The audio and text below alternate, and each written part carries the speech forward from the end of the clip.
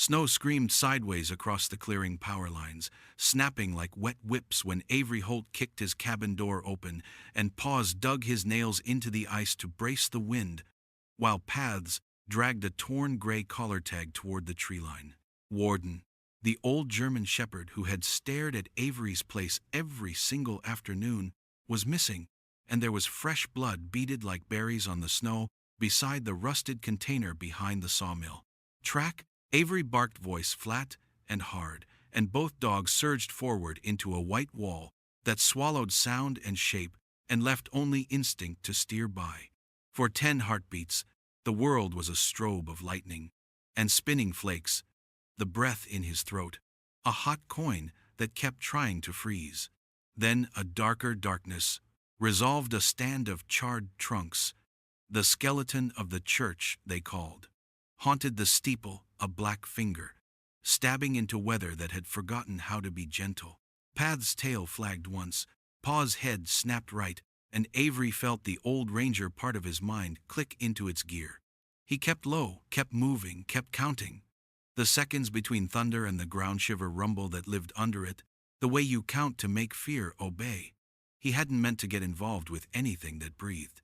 He'd come to this valley to be a quiet ghost in a FEMA trailer, by the creek cut wood, fix the roof on the borrowed shed, trade work for eggs at Ruth and Nolan Briggs' place, talk when spoken to, and never otherwise. Paws and Paths had been the only exceptions he let in. They arrived out of ash and bad luck. One a steady, solemn creature whose eyes read rooms, the other a bright streak who did everything at a slight forward lean. Lila Moreno at the pop-up veterinary tent had matched them to him with a look that said, "You're not fooling me, soldier." He'd trained dogs downrange. He knew what a good nose could do and what trust felt like when it laid its weight against your leg. He also knew how trouble found people who thought they'd stepped out of the stream. Warden had been trouble of a different sort, trouble that stood still. Every afternoon, just before the light fell sideways, the old shepherd would appear at the edge of the spruce's plant, his 4 feet, and watch Avery's front stoop, as if waiting for a signal. No begging, no bark, not even a quiver of the ears, just a calm, formal attention, like a soldier presenting arms. Avery had pretended not to care the way you pretend not to read the letter. You keep moving from one pocket to another, but he bought high-calorie treats anyway, and left them on the porch rail without looking when he went back. Inside, Warden never took them while the door was open. He had rules. Avery could respect rules. Today there was no warden at 4 o'clock when the sky started to bruise. At 4:15, Paws whined in his chest without meaning to, and at 4:30, Paths clawed 3 impatient scratches into the mat by the door. By 5, the storm had those long, thin teeth that make the world small, and Avery finally said it out loud, where he put on the heavy coat anyway because the body is a stubborn machine that likes habits. And he pulled the knit cap low, and grabbed the leash he hardly ever used, because these two stayed when told. The first thing the wind did when he opened the door was take his curse and throw it back in his face like confetti. The second thing it did was push the smell of cold iron under the warm metallic stink of the sawmill's yard. And then Paths found the tag skidding a little triumphant, and Paws lowered his head to the 3 rust-red dots at the container's edge, and chuffed a noise that was not fear and not anger, but the sound he made when the world said, "Pay attention." The container had been there all fall, squatting between 2 dumpsters near the back lot. Paint bubbled and flaked as if the fire had licked it. Victor Crane, contractor, donor of 2 clean clipboards, man whose smile had an accountant's aftertaste, had said it was storage for rebuild supplies. Avery had lifted the latch once and pressed his palm to the seam, cold, metal, warm underskin. He'd made a note to tell Sheriff Whitaker when the man had 2 minutes that were his own again. He'd made a lot of notes he didn't deliver, because people were busy not falling apart. Now Paws drew a straight line in scent, where the snow already tried to erase it, and that line veered away from the mill toward the church, which nobody went to, because no one had the heart to stand under the ghost of a roof and pretend comfort could exist there. Paths, always, The flanker worked the wind like a sail. He would cast wide, nose up, then tuck back to the track with a small victory hop that said, "Yes, still this way." Avery trusted their division of labor the way you trust a good team. One brain split between two bodies, one job. He let the leashes go loose, and let the storm decide which ear would hear what, and watched for the things his dogs could not tell him. Overhang, ready to dump wires half down the shine, that means ice, and the dull, that means snow. When they reached the church, the snow lost some of its hurry.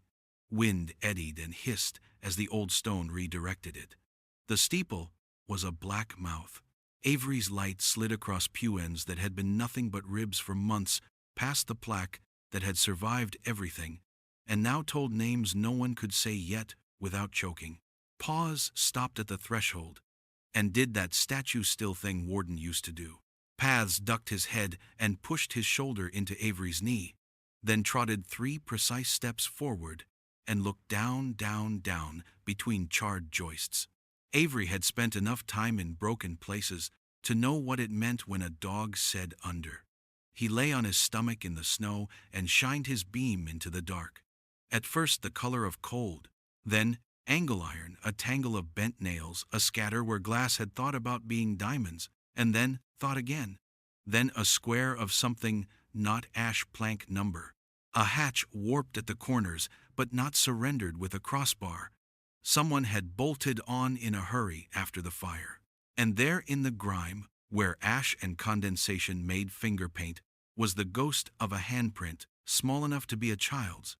Avery's throat decided to close, and he told it to open. He tapped Paws' shoulder twice and pointed at the hinge.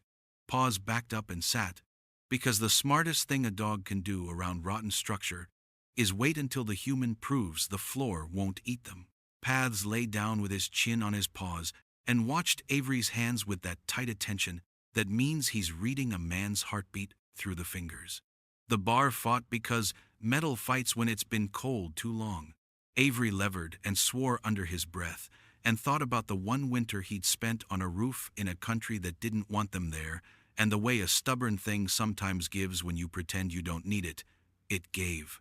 He slid the hatch back enough to pass his shoulders, and he felt the first breath of cellar air, that special mix of stone, damp and old heat, and something else he could not label right away, a top note sharp as a dentist's drawer. He put his face in it anyway because you can't track a thing at arm's length. Beneath the chemical a thread of wool, sweat, salt, recent, and beneath that the animal earth of a dog that had a story to tell. Hold, he told the dogs, and dropped into the throat of the place with the beam held in his teeth for a second so his hands were free to grab what gave.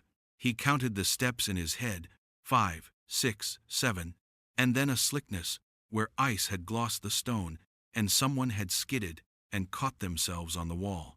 He reassured his joints that 30-something years isn't old in mountain numbers, and made the turn at the bottom and put light on history. The parsonage cellar had been something before it was a cellar. That was clear in the symmetry and in the way the brick joined brick with a kind of grammar. Against the back wall, half buried, a metal cabinet. On the floor, a raft of paper turned to pulp, except in one place where a heavier cover had protected a strip of map.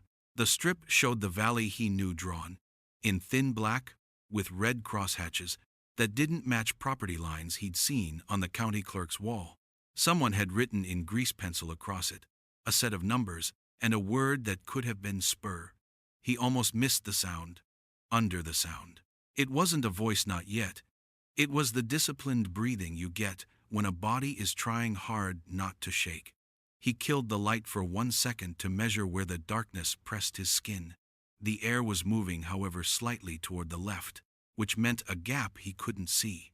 He edged the beam that way, and found the gap a collapsed section, where a support had given, but the space beyond it opened enough for a small person to squeeze.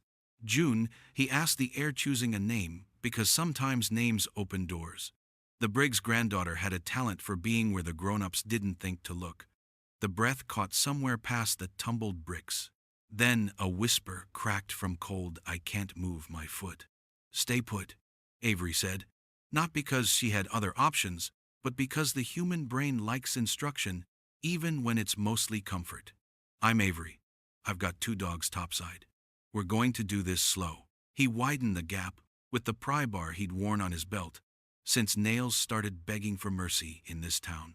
Every scrape of metal on stone sent old echoes into the ceiling, and he braced his forearm under the sag while he moved the bigger chunks. When he'd cleared a triangle, he put his shoulder on the strongest-looking part and slithered through, folding his size into the kind of shape you keep in your back pocket for bad days. On the other side, June was hunched in a pocket no bigger than a blanket chest face, white with that particular pain that lives in the ankle hair, stuck to her forehead in frozen ropes. In her fist, she had a stainless ring with a name tag stamped Thin Warden. Avery felt fear and relief collide so hard in his chest, it made a noise. He wrapped his scarf around her neck and tucked his hands under her shoulders to share what he had. "Where's the dog?" he asked, and her eyes slid toward a lower hole where the smell of the chemical note thickened. "He dragged me here," she whispered. "Something was burning my nose. He wouldn't go when I told him. Then I heard boots above and he growled." But she swallowed. "He left. He took the case."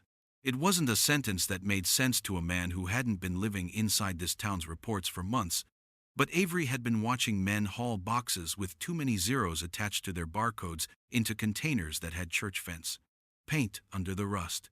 A dog who watched a cabin every day had decided today to move a child with his teeth and then leave to drag a thing the size of his own head through winter.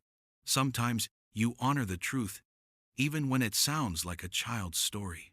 He built a splint from 2 pieces of map cabinet slat and his webbing strap, and got June breathing in 5s, and when her cheeks flushed a little and her fingers pinked, he reversed the crawl, pushing her feet first through the gap and back toward the stairs.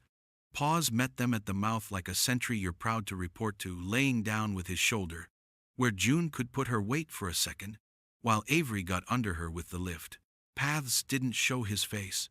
Path's voice came from the white outside, that fast, high bark he used when he wanted the whole county to come see.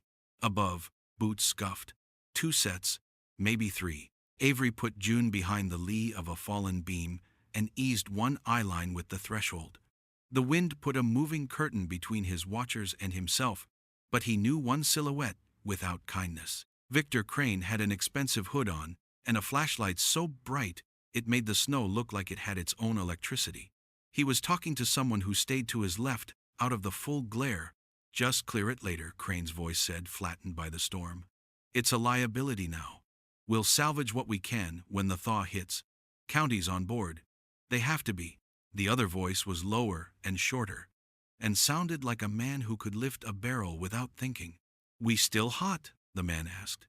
Crane's laugh didn't belong in a churchyard. "Not for long. This weather's a gift."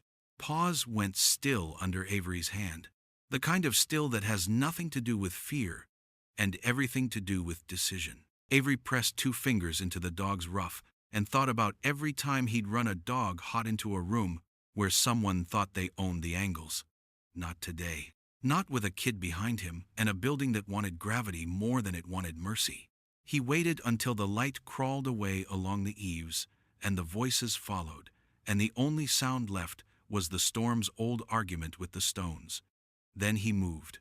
They came out of the cellar into a world reduced to 2 colors and the beating of blood in their necks.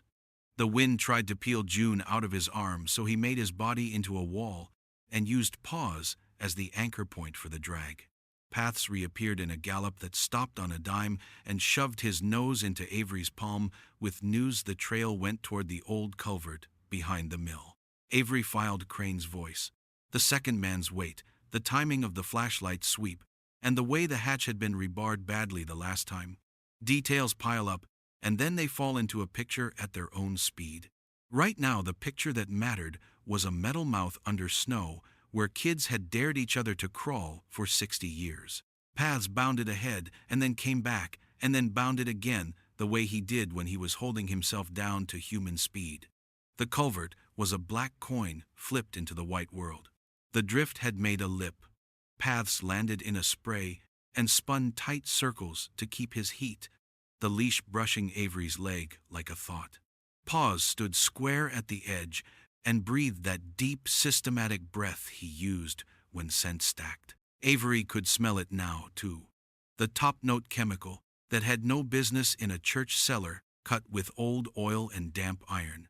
Under that dog, under that a man's sweat that had fear in it, and not the clean fear of a rescue, but the cold kind that comes from getting caught. Warden Avery said low the way you say a name at a funeral, and at a front door. Something scraped against metal inside, then the tiny clatter of a buckle. A gray face appeared woolly with snow eyes lit with work. In his teeth, Warden held a waterproof case by its strap, the kind law firms like, and men who write checks for other men's names love. He pulled it forward with a grunt. Avery looped his fingers under the strap and hauled, then reached for the dog's collar and found bare neck. Warden's tag was in Avery's pocket. Behind them, a gust ripped a sheet of snow off the mill roof, and with it came a new sound, a generator cough, followed by the slow, unhappy purr of a motor that didn't like the cold, but liked money better. Avery had a thought that felt more like a click.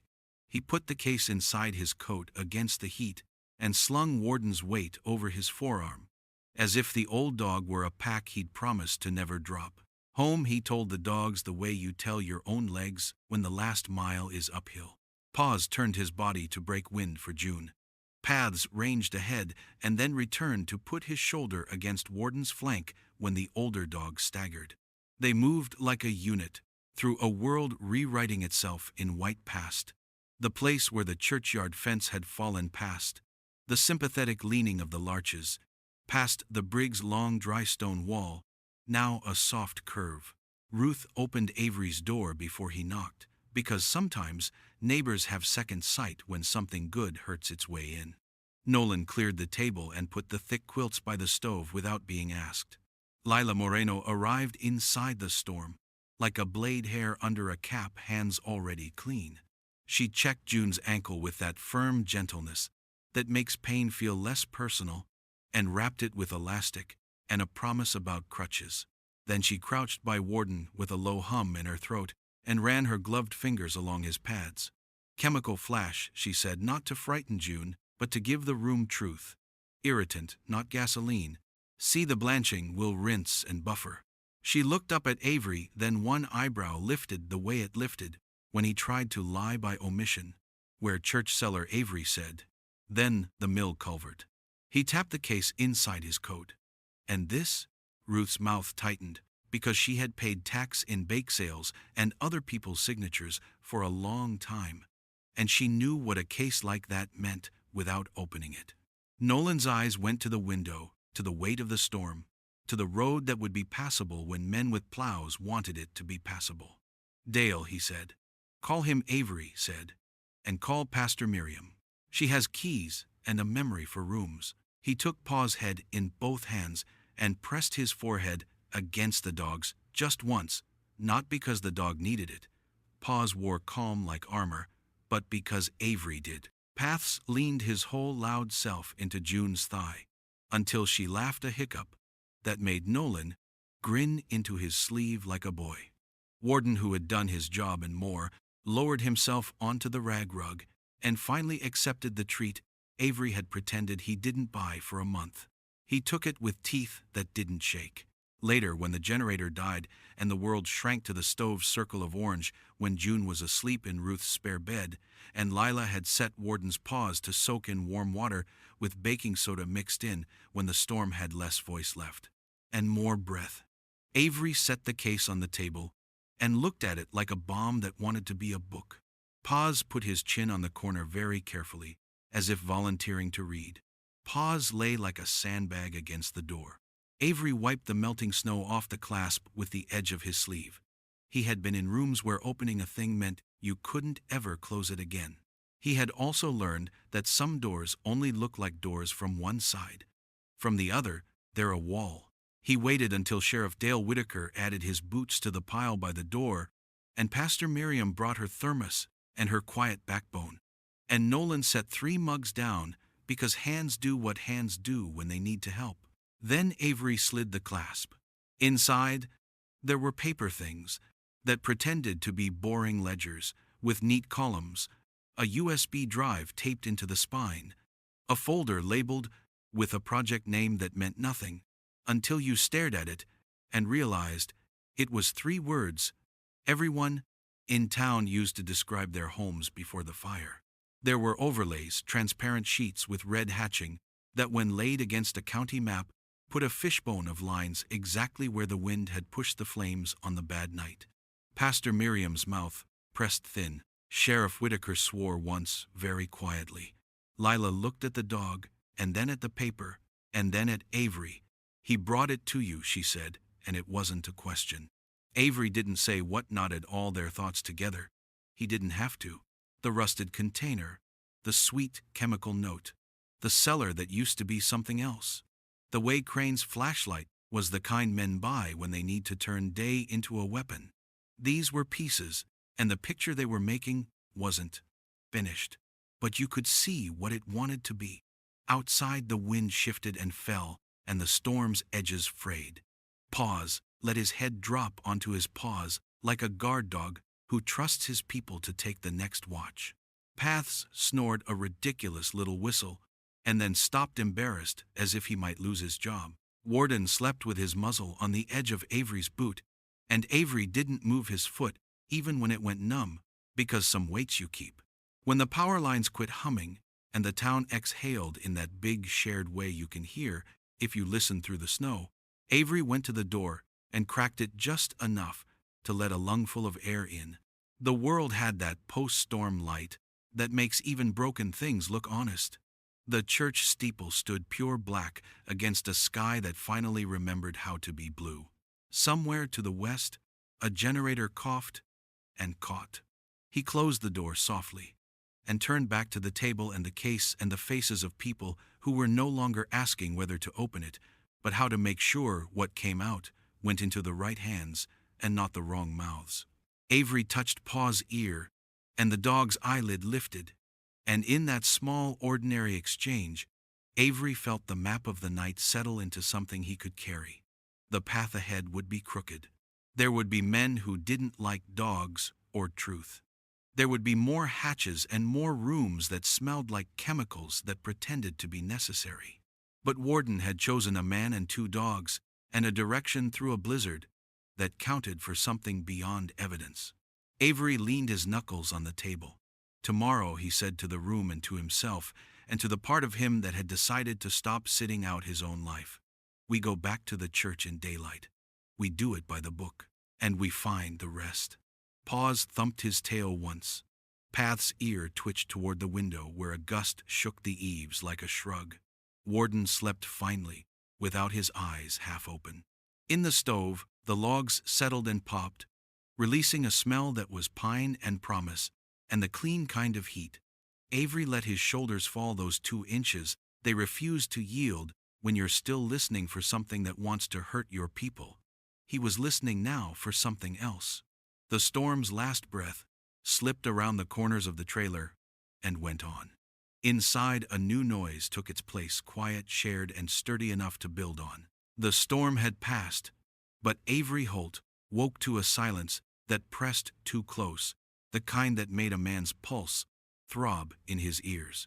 Paws was already up, sitting by the door with the patience of an old soldier, while Paths paced tight, restless circles, like a scout itching to redeploy. Warden lay stretched beside the woodstove. Paws wrapped pads still raw from whatever chemical had burned him. Avery had slept no more than a handful of hours, yet he rose with a heaviness in his bones that felt older than his 40 years. On the table sat the waterproof case, its latch gleaming faintly in the dawn light. The papers inside hadn't rearranged themselves in the night, but they carried a weight that felt multiplied. Each page whispered the same thing somebody had planned. This fire steered it and intended to profit. He'd seen schemes like it, overseas roads rerouted, contracts signed with ink still wet from smoke, but it carried a different sting when the map was your valley. When the church on the overlay wasn't an anonymous ruin, but the one neighbors had wept over. Sheriff Dale Whitaker arrived not long after sunrise.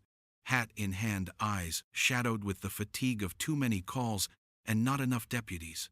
Pastor Miriam Lee came with him, a slim woman whose hair was streaked steel and whose gaze never wavered even in a storm. Ruth and Nolan Briggs followed behind their granddaughter June, hobbling between them on crutches fashioned by Nolan's stubborn hands. June's cheeks were still pale, but her jaw was set with the kind of defiance only a near miss can forge.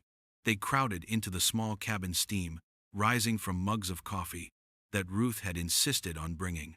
Lila Moreno, already there, checked Warden's Paws, again nodding at the improvement. She murmured to Avery, "Keep him off rough ground for 2 days. Let the tissue calm." Avery nodded, but he knew already that Warden wasn't going to rest until his mission, whatever it was done. The dog's eyes, old and steady, kept sliding toward the case. Sheriff Whitaker thumbed through the overlays with a grim set to his mouth. Red hatch lines match exactly where the fire jumped containment. County report says wind shifted sudden. But look here, he tapped a scrawled notation in grease pencil burn corridor. That's not accident. That's forethought. Miriam leaned in. This cellar under the church, it wasn't always a cellar. My grandfather told me it was built as a relay station during the Cold War. Radio gear storage for civil defense. Sealed off when the new parsonage went up. If someone repurposed it. She trailed off, eyes narrowing. Ruth's hand tightened on June's shoulder. And what about my granddaughter nearly freezing to death in there? It wasn't coincidence, Avery said, voice flat. She said Warden dragged her in, then left with this case. He knew where it was, and he knew it mattered. The sheriff exhaled through his nose. Victor Crane's been buying up parcels on the cheap since the fire. Keeps pushing the county board to condemn more. He's got friends downstate. But this, he tapped the ledger, this is bigger. These are mineral surveys. Rare earth lithium names I don't pretend to understand, but I know profit when I see it. They wanted the land cleared, and the fire did it. A hush fell over the room.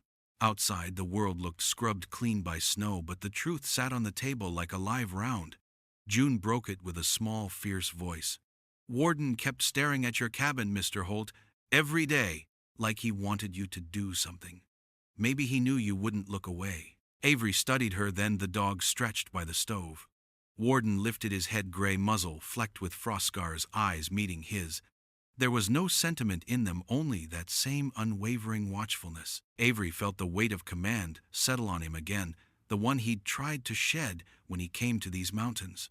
Then we don't look away, he said. The following days blurred into a rhythm of training, searching, and questions that multiplied faster than answers. Hank Adler, the retired fire chief turned SAR volunteer, offered his expertise with a blunt practicality Avery appreciated. Your dogs already read you, he said. What you need is to read them back. So each morning, while frost still clung to the pines, Avery took Paws and Paths into the field. He studied the way Paws's ears flicked just before he locked on scent, the exact tilt of his head when he narrowed a trail. He learned to watch Path's tail like a semaphore half flag for a stale track, whip flag for fresh stillness, for confusion. It became almost a conversation. Paths would veer ears high, glance back as if to say, this way. Paws would counter steady and sure, anchoring the direction. Avery found himself trusting the dialogue, letting them guide not just his feet, but his choices. Each successful find a dropped glove from a volunteer, a hidden stash of supplies planted by Hank, built a thread of confidence between them. But trust wasn't just in the woods. One night, thunder cracked close, shaking the trailer walls. Avery froze, breath caught in his chest as memories slammed back, the whine of mortars, the shriek of incoming. His body locked, panic, clawing. Then Paws pressed his weight hard against Avery's ribs, grounding him, while Paths climbed clumsily into his lap, licking his clenched hand until it opened. Their breathing became his metronome. In, out. In, out. Slowly, the storm in his head quieted. He realized then that his scars weren't anchors dragging him under. They were maps, and the dogs were teaching him to read them. Meanwhile, the mystery deepened. Lila brought samples from Warden's Paws to a lab contact. Results came back, not gasoline, not standard accelerant. It was a custom mix, oxidizers with additives that produced hotter, faster burns, Controlled burn tech but weaponized. Sheriff Whitaker confirmed it with a muttered curse. This wasn't about clearing brush. This was about steering fire like a plow. Paths unearthed a metal tube under the church's collapsed choir loft. Inside, wrapped in oilskin, was a smaller ledger filled with coded entries, dates, initials, coordinates. Avery laid it over the map fragment from the case. The lines matched proposed survey sites. Then came the confrontation. Victor Crane appeared at the volunteer firehouse one afternoon, donating shiny new fuel cans and a generator. Smiling for photographs, shaking hands, Paws stiffened the moment the cans were unloaded. He whined low, hackles bristling. Avery bent close, sniffed. The same sweet chemical note, faint but unmistakable. Crane caught his eye smile faltering for half a heartbeat before sliding back into place. That night June confessed in the Briggs kitchen.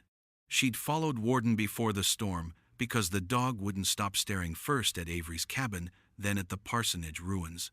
Like he was asking for help, she said. Like he wanted me to see what he saw. Her eyes were wide, frightened but certain. Avery believed her. Underscore underscore underscore underscore underscore underscore underscore underscore underscore underscore underscore underscore underscore underscore underscore underscore underscore. The turning point came 3 days after the storm. Paths had been restless all morning, tugging toward the sawmill. Avery finally followed. The dog led them to the culvert behind the yard, a rusted grate, half buried in snow. Paws planted himself, nose pressed against the metal, then gave a sharp bark. Avery pried the grate loose. A smell hit him stronger. Now the chemical burn layered thick over the natural damp. He slid inside flashlight beam, cutting the dark. There, curled in the hollow, was Warden. Alive, though gaunt, his coat singed. Beside him lay a waterproof case identical to the first strap, chewed half through as if he'd dragged it himself. Avery hauled them both out, heart hammering. The dog circled Warden, sniffing, whining low in recognition. When Avery opened the case back at the cabin, his stomach turned. More overlays, more ledgers, but these carried seals. County engineering stamps, signatures, permits for demolition, unsafe designations, contracts awarded to shell companies. It wasn't just Crane, it was bigger. Warden watched him steadily, as though to say, "You see now." That night, Avery sat by the stove, the dog sprawled around him, the case open on the table. His scars itched the way they did before a mission. He realized he'd been wrong about solitude. Silence hadn't been a fortress. It had been a cage. And Warden, with his daily vigil, had been shaking the bars until Avery noticed. He looked at Paws, calm and steady, and at Paths, head cocked with impatient energy. "We're not done," he said quietly. "Tomorrow, we finish this." The dogs thumped their tails in perfect unison, as if they'd been waiting all along for him to catch up. And outside, in the snow-pale night, the haunted steeple stood against the stars, pointing not at heaven, but at the truth buried beneath it. Chapter 3.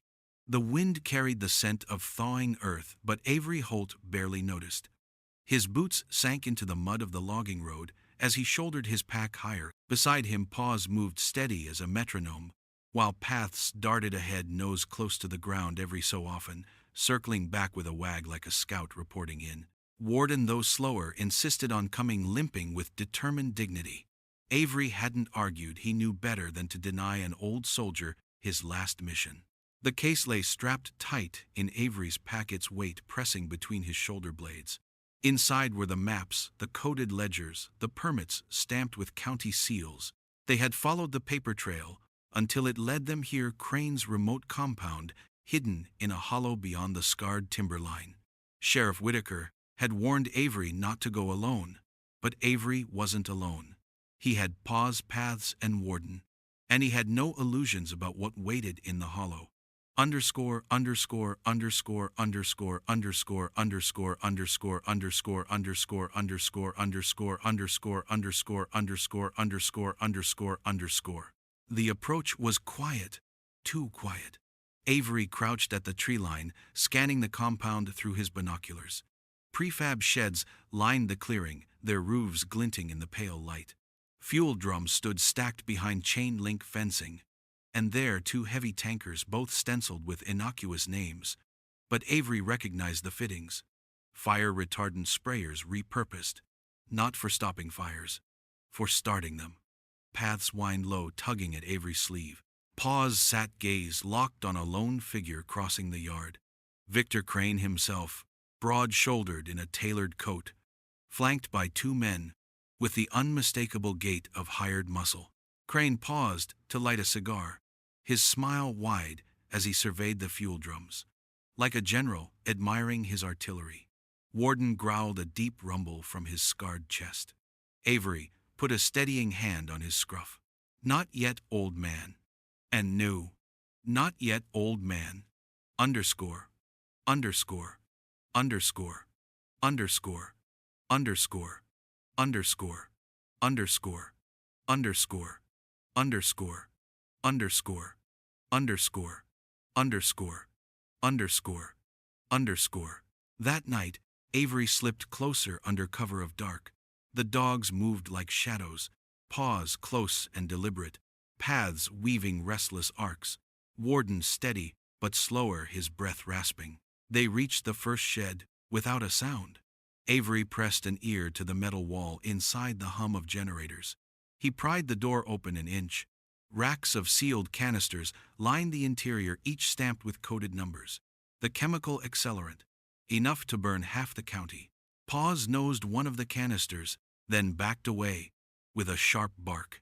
Avery didn't need translation. It was the same mix that had seared Warden's pads. Proof physical and undeniable. He snapped photos with the small camera Lila had pressed into his hand before he left. "Bring back evidence," she'd said. "Truth burns cleaner than fire." They moved to the main office. Avery eased the door open and froze. Crane sat behind a desk, a glass of amber liquid in hand, eyes waiting. "You know, Holt," he drawled, "you've got the worst poker face I've ever seen. I knew the day you showed up here, with those dogs, you'd stick your nose where it didn't belong." Two guards stepped from the shadows, rifles slung, casual but ready. Paths growled low and sharp. Paws moved in front of Avery, posture rigid. Warden stood his ground, his scarred muzzle lifted, a growl that sounded more like thunder building. Crane sipped his drink unbothered. "You think you've uncovered some grand conspiracy? It's business. The county signs the papers, I clean up the mess. Folks rebuild, insurance pays out. I get land worth 10 times what it cost me. Everyone wins except a few trees and some memories." Avery's voice was flat steel. "And the families?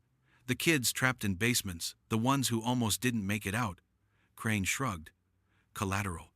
History doesn't care about casualties." That was when Warden lunged. The old dog's bark split the air like a gunshot. The guard stumbled, one firing wild. Avery dove, tackling the nearest man, wrenching the rifle away. Paws charged the second, teeth sinking into a padded sleeve, dragging him down. Paths darted past, knocking Crane's glass across the desk, amber shattering like blood in the firelight. Chaos erupted. Avery fought with a brutal efficiency that came back like muscle memory. One guard was down, groaning, his weapon kicked aside. The second struggled against Paws until Avery cracked him across the jaw with the butt of the rifle. Silence crashed back, ragged and heavy. Crane backed against the wall, hands raised. His bravado had drained, but the sneer remained. "You think this ends with me? I'm a name on paper. You burn me down, 10 more take my place." Avery leveled the rifle not at Crane but at the shelves of files behind him. "Maybe. But the paper you signed burns just as easy. And this time, people will see. Underscore, underscore, underscore, underscore, underscore, underscore, underscore, underscore, underscore, underscore, underscore, underscore, underscore, underscore, underscore, underscore, underscore." By dawn, Sheriff Whitaker's deputies had rolled in evidence loaded onto trucks. Crane in handcuffs, cursing the cold. News spread faster than fire permits, forged accelerants, hidden land grabs exposed. Crane's empire, built on ash and silence, was crumbling. But the victory felt tempered. Avery stood apart from the commotion, watching the smoke rise from the compound's chimneys as they were sealed shut. Paws leaned against his leg, paths pressed close, eyes bright with adrenaline. Warden sat a little distance away, chest-heaving, eyes fixed on the mountains beyond. Avery walked to him, crouched low. "You brought us here," he said softly. "You held the line until we listened." Warden's tail thumped once, slow, deliberate. The old dog didn't return to the cabin that night. He slipped into the woods to the mossy rock at the clearing's edge, the same post where he had once watched in silence. By morning, when Avery found him, Warden lay still, muzzle resting on his paws, the faintest smile in his eyes. A soldier who had kept his final vigil. Spring came. The church ruins were cleared, a memorial raised in their place. The Briggs family carved June's crutches into the wood, a symbol of survival. Pastor Miriam led the service, her voice steady as she spoke, of scars turned to strength. Avery stood back, Paws at his left, Paths at his right. The dogs drew murmurs of admiration, children reaching out tentative hands. They had become more than companions. They were guardians of the valley, symbols of resilience. Sheriff Whitaker clapped Avery's shoulder. You ever think about putting them to work? Official SAR team could use handlers who understand more than leashes. Avery looked at the two dogs, their eyes steady on him, waiting. He smiled, faint but real. We've already been working. Just didn't have the paperwork. Underscore, underscore, underscore, underscore, underscore, underscore, underscore, underscore, underscore, underscore, underscore, underscore, underscore, underscore. That night, Avery returned to the cabin.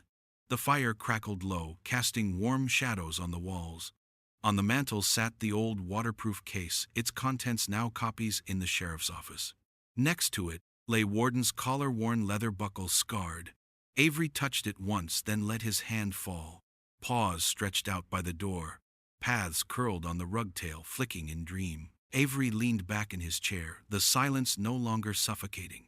It was full now, of breath, of memory, of belonging. The ghosts still came sometimes in the dark hours, but now when they pressed too close, Avery had two steady rhythms to anchor him, the calm breathing of Paws, the restless stirrings of Paths. And he remembered Warden, the gray ghost, who had kept watch until the truth could no longer hide. Some scars never fade, but with loyalty beside them, scars could guide instead of bind. Avery knew it now. Saving a life, whether your own or someone else's, was never the end. It was the start of a new path. And with Paws and Paths, he would walk it. Here's a cinematic-style outro you can drop right after the final scene. From silence and scars, Avery, Paws, and Paths carved out a new beginning. They proved that loyalty can outlast firestorms and even fear itself. Warden's last watch wasn't just an ending. It was the spark that lit a path forward for them all. Now, we want to hear from you. How do you believe scars can truly become strength? Or which moment of Avery's journey with Paws and Paths hit you the hardest? Share your thoughts in the comments. We read every one. And if this story moved you, please like this video, share it with someone who needs hope today, and subscribe so you never miss the next journey of Paws and Paths. Because here, every scar tells a story, and every story keeps us walking forward together.